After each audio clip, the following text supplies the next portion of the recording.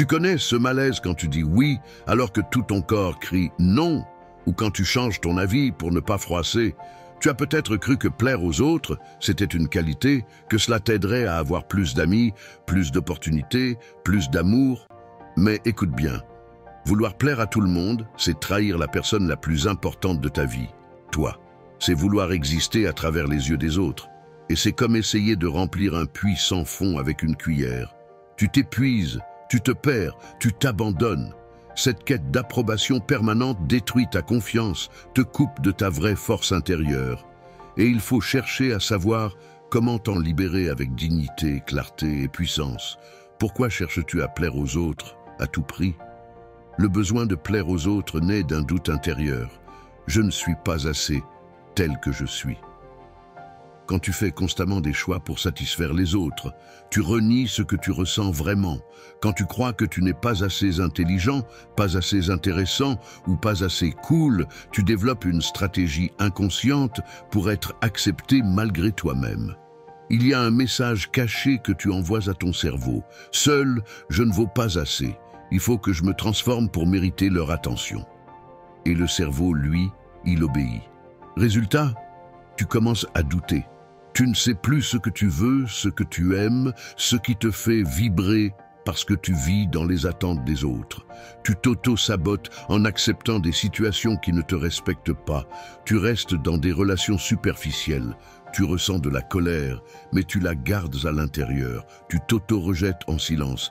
Et chaque fois que tu t'adaptes en te niant, tu te dis « ma vérité ne mérite pas d'être exprimée » et ton estime de toi s'effondre petit à petit.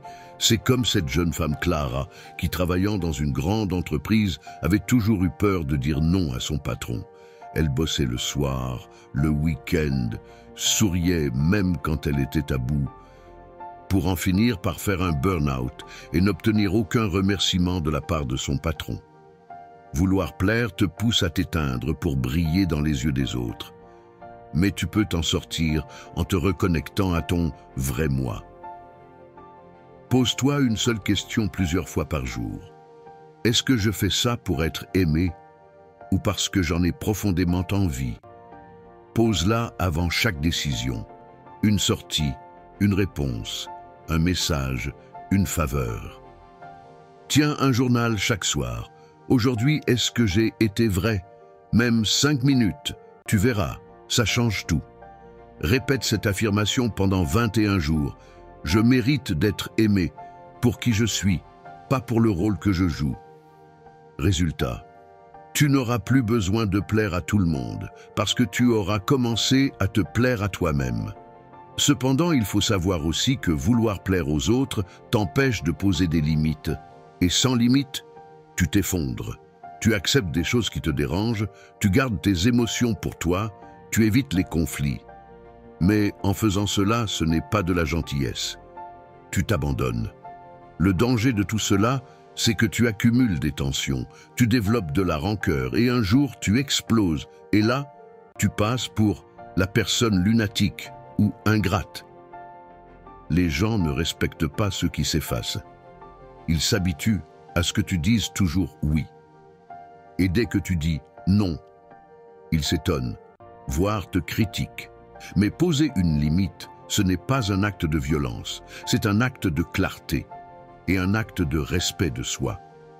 Pour t'aider à t'en sortir, il faut apprendre à dire non avec bienveillance. Utilise la formule « Je comprends ta demande, mais je ne peux pas cette fois » et laisse un silence après. Ne comble pas l'espace avec des excuses. Prépare-toi à ce que certaines personnes soient déçues ou surprises. Mais tu verras aussi une chose magique. Elles commencent à te respecter, parce que le respect naît de la clarté. Que gagnes-tu quand tu arrêtes de vouloir plaire aux autres? Eh bien, tu n'as plus besoin de jouer un rôle. Tu parles vrai, tu vis vrai, tu aimes vrai. Et là, les vraies connexions apparaissent, car certains s'éloigneront, tu perdras quelques amis de surface. Accepter le rejet fait partie du tri naturel de la vie. Tu ne peux pas être aimé de tous, et c'est une bénédiction. Ce que tu gagnes est inestimable. Tu récupères ton énergie mentale.